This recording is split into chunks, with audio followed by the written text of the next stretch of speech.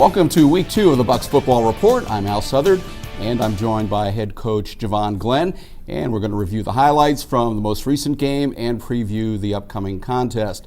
And today we're also joined by the Bucs junior wide receiver Jerry Jeudy, who had an exceptional game, helping to lead the Bucs to a 30-12 win over Blanche Ely. So, gentlemen, thanks for coming in, and congratulations on the big win. And, Coach, let's start with you. This turned out to be anything but a normal Saturday afternoon. Everything seemed to be going okay until right after the coin toss. Tell us what went on after that point. Well, you know, with the rain delay, I was a little worried about the team coming out flat, and because we were really hyped up. It's a big game. I mean, for years and years, it's one of the biggest rivalries in South Florida. So once we got out of rain delay, I think we came out, as they say, with the guns blazing. Yeah, this is also known as the McDougle Bowl because Stocker McDougle, who went to Deerfield, and Jerome, who went to Ely, have put up a trophy and all sorts of other activities that go along with the game. So kids kind of excited to have them on hand for a big game like this? Oh, most definitely. I mean, to have two former NFL players to come back and give to both their schools and both communities. I actually had the pleasure of playing in, before it was the McDougle Bowl, when it was just Deerfield, Ely. I played with Jerome against Stocker. So it was excellent. I think the stuff that they did leading up to the game during the week was excellent. The kids really appreciated it, and looking forward to many more. Definitely.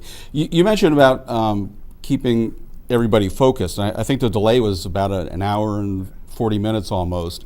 What are some of the things that you can do to help the guys, because nobody knows exactly when you're going to get to go back out there? Believe it or not, we wanted to kind of let them be loose. We didn't want to, keep them uptight or tight and have them worried. So we kind of let them, get amongst themselves and talk football and just relax and chill. Because a lot of times I've coached on previous teams where we wanted to keep them structured and want to keep them so focused that we end up making them tight.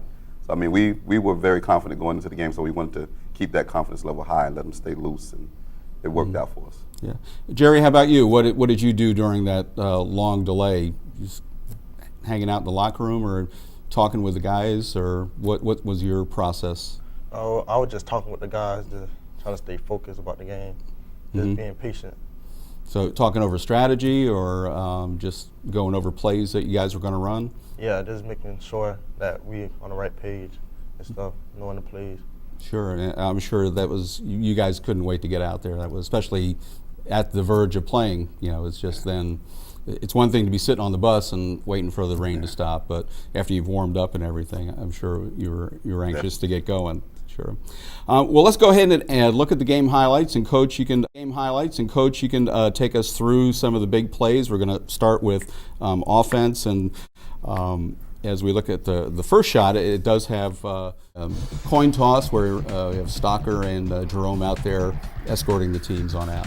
Yeah, definitely. It was good. I mean, the community came out in big numbers. With such bad weather, you would be worried. But like I said, Deerfield loves Deerfield, and Pompano Beach loves Ely, so it was great.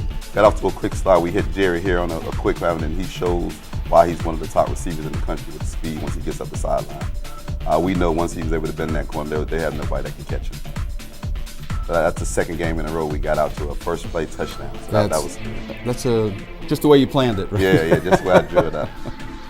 There's another one we hit Jerry. This is pretty much a run for us. When they play off, we can hit Jerry in the slide and just let him get his quicks and get on in there. But it's kind of a elongated handoff for us. And I love Jerry's reaction. It's all like, yep, what did you expect? We were going to get another touchdown. And here we got Tedrick drop back, hits Jeffrey Joseph for a beautiful catch. He had to make an adjustment. I think he thought he was a little closer to the goal line. He thought he scored for a second. But well, if he was in the NFL, he would have been in. It was a right there. We got a run fake, and Tedrick keeps it on the keeper and gets us off to a quick 21-0 start. I think Tedrick was really excited going back to his former school and playing. So I would imagine that. Yeah, looking across the line and seeing your friends over there, guys you were suited up with last year. And here we got a nice design wheel route for Alton Allen, one of our juniors. We've been working this play all summer in our 7-on-7 routes, and we had some miscues, but the first time we called it this year, we connected for a touchdown, so that was great. So you're up 21. Now we're up, that was 27, now 30 there with Jefferson adding the field goal, so it was really good, 36 at this point. Yeah. I've got to say, the fans, I was on the Ely sideline, and it was very quiet at that point of the game. That's the way we like it. Yes. Got Jamesville making a great defensive play, getting off the block and going up. It seems like you have exceptional speed on defense, Coach. They try to get outside, and they were met sometimes by 3 or 4 people before they could turn the corner. We wanted to make sure we put a lot of pressure on. We know they like to drop back and just throw bombs. Our front 7 played, tremendous. They got after them all night, forced them into big turnovers like you'll see coming up here. We disguised the coverage, and Kamar was able to drop back and intercept the pass. Wish he would have got down in the end zone, though. Yeah, I'm sure as a coach you would have rather got to the 20-yard line instead of. But that's a coaching point. But you never know. Yeah. I'm sure he thought he saw some daylight. Same thing. I think we have another one here where we disguised it, and James was able to get back and pick it off. Showed great ball skills, great run after the catch. I think our defense, we were pretty dialed in. So it was a great effort, both offensively and defensively. That's one of the exciting things to see as a fan is when the defensive players get the ball that they're able to actually, move it back towards your goal line. Oh yeah, most definitely. Right here we got Emmett Burton on the sack. He came out with a lot of energy. This is his first game playing this year, so he was ready to go. And this is where we had the other strange part of the night. Alec Brown ready to take a snap. He's finally in the game, and the lights go out. And I don't know whether that was because they were timed to go off, because at this point it was about 11:15, yeah. I think. I'm assuming, I'll give them the benefit of the doubt, that the lights are usually set on the timer, and most high school football games will be over at 11 o'clock. So, it was strange. I've never seen anything like that happen. But yeah. No, that is unusual. And it was about 15 minutes, and then they decided to call off the game. Now, was that an official's decision, or did everybody confer to decide this? Well, the officials, they were getting worried about how late it was, especially being a high school game with the kids and with so many of the fans. And there wasn't an exact time that the lights would come back on. They didn't know for sure it would be 15 minutes. So I think the discussion was either to wait and hopefully they came back on in 10 minutes and then we would just finish the fourth quarter, or either if we had to wait longer than that, say it took 20 or 30 minutes to only finish the third quarter and then cancel the game after the fourth quarter. So, and for both teams, we have a district contest coming up against Coral Springs, and I think they have a district game this week as well. So it was kind of, we both agreed to go ahead and call it at that point. Sure. Was there ever any talk during the delay about moving the game to another day, or were they just going to try and wait it out and get on the field? The county usually frowns upon moving a game it's non-district. If it was a district game, you have to get it in because it has playoff implications. But being that it was just an out-of-conference game, unless with Monday being no school and it was a holiday, we couldn't play on Monday. And then we didn't want to play 2 games on 1 week. Finish a game against Ely on, say, a Tuesday or Wednesday, and then have to go in and play Coral Springs on Friday. No, that wouldn't work out. Jerry, from a player standpoint, were you guys disappointed? You still had, about 3 minutes left to go in the third quarter and the whole fourth quarter. I'm sure you were ready to keep things going for a little while. Yeah, we were disappointed a little bit. We wanted to finish the game. It was a big game, so we wanted to beat them bad, but it is how it is. Okay. What's, from a player standpoint, do you have a lot of friends at Ely, or do you know many people from that area, so this makes it more personal? Yeah, I know a couple people from that area. It was fun getting to play with them.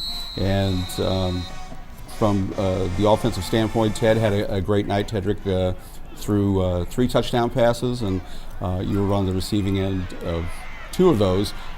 Is this a big part of your offense this year, that trying to get you sprung open and get some daylight and get some big plays like that? Yes.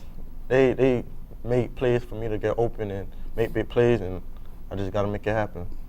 Yeah, well, you certainly did that this week, and it was a great night for Bucks football.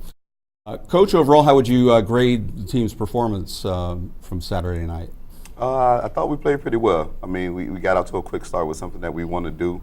If I had to give it a grade, I'd say we had a B, because as a coach, you always want to look to press hard. We had a couple mental mistakes in the specialty area. We had a missed field goal. We had a punt go off of one of our own players' leg and turn the ball over, which allowed them to score. So, you want to key in and dial in with little things, but I think as a team, we're starting to gel, and we're nowhere near as good as we're going to be, which is a great thing as a coach, because we're pretty good, but we got a chance to be great if we keep working and stay focused.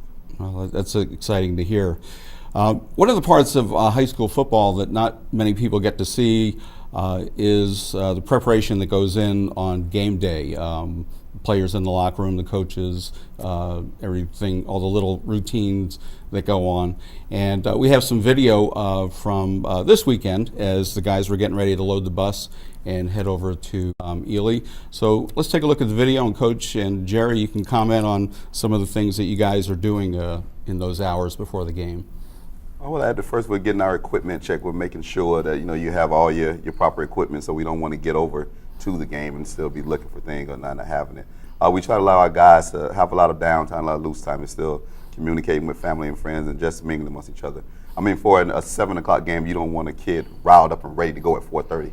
Now he has 2.5, 3 hours before he actually plays. So we want to keep a loose atmosphere and let the kids kind of just relax.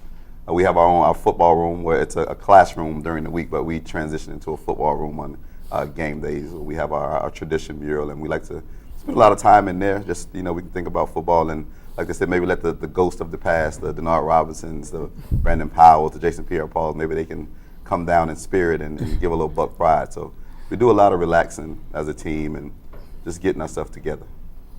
I just saw Coach Smith was going over on the board, getting his special teams in order. Our trainer, Anthony, he's getting the guys that need to get taped. I think you'll see Jerry coming up, getting his wrist tape. So we want to make sure we're just crossing T's and dotting I's. We were blessed by Stock and McDougle and the McDougle Bowl to get the nice Under Armour shirts. The kids loved them. I mean, they even got, some of the coaches got some of them. Yeah, definitely nice mementos for a special game like that. And then, of course, the bus ride down. This was a relatively short one, and coaches always bringing up the rear, making sure nobody's left behind, I guess, right? You don't want to leave anybody in the locker room. Definitely. That would be definitely something that wouldn't sit well. So. As we get ready to pull out, definitely some more focus time. Would have been a short ride. It was, really easy to keep the kids focused. I mean, they know they were on a mission. We were going over to take care of business, so I think that really helped, especially when we got there and had the lightning delay. How structured do you like to have things as a coach? I noticed the guys are lining up, going out to the field in a formation rather than just randomly. Is that something that you try to do with every team kind of movement? Oh, yes, sir. That's something I've done since I've been here. I believe, discipline as a football team, it doesn't start, when the game starts. You got to have discipline, in preparation, discipline off the field. So we want to make sure we're structured. I mean, sometimes it may look like organized chaos, but there's a method to our. And you've taken that walk a few times through the fence onto the field at Ely, and I'm sure that brings back a lot of good memories for you as well, your playing days there. Well, the team returns home this week. You have a district match against Coral Springs, and they have a new coach this year, Vince Zaccardi. What have you been able to find out about their team so far? I know that they have one of the top running backs so far in the early season here in Broward County. So I know they like to run the ball. They want to spread it out and then try to create running lanes for him. So that's something that we're going to have to work on to make sure we take it away from them. They've gotten off to a pretty slow start, but like I tell our kids, every time we play, it doesn't matter the record. It's a Super Bowl for the opposing team. So we just make sure nobody wants to beat us more than we want to beat them. You're one of the teams that they circle on the calendar back in August. Definitely. That game's coming up, right? Jerry, as you guys are preparing for Coral Springs, how important, for instance, is looking at game film of Coral Springs? Are you able to pick up things that may help you during the course of the game? Yeah, it's very important. For a receiver, I watch the corner and see how they play so you can know how to run your routes on them. Yeah, it's very important to watch film on other teammate players. Do you also know anything about their size, so that maybe that's an advantage you can use if it's somebody that's a little bit shorter? Yeah, I look at that, but size don't really matter. I look at their technique, see if they jump on plays, so I can double move them and all that. Good. A lot of strategy going on even before the game starts. Cool. Well, Coach, anything else you want to touch on? I know this was an exciting week and the great build-up and kind of a strange ending, but all's well that ends well, as they like to say. How are you feeling as you guys go into preparations for the rest of the week? I'm feeling good. I think we're finally healthy, 100% healthy, so that's a great thing. Also with the McDougle Bowl, I guess some of the one thing that a lot of people may not know is Tedrick was the MVP, and there was an MVP selected from both teams, in which a $1,000 scholarship was given out. So that was something that they added to the game to help heighten the awareness on education and athletic achievement. So that was a great thing to have a young man of such high quality to be able to receive that, and it can help him to further along his education. So absolutely, that's great to hear. And Stalker and Jerome were in here a couple of days doing some things to help promote the game, and you say just a good presence to have them around and hear advice from people who've risen to the top of the football ladder, so to speak. Good. Well, guys, thank you very much for coming in. Jerry, pleasure to meet you, and best of luck next week and the rest of the season. And Coach, we'll see you down on the field Friday night. Yes, sir. And another exciting game, I'm sure, in store. And that's going to do it for our show this week. We want to thank everybody who has tuned in here, either on the YouTube or the Facebook. Don't forget, this Friday night, 7 o'clock, Butler Stadium. Kickoff is at 7, so don't just watch the show. Come on out and be part of the action, and we'll see you at the game.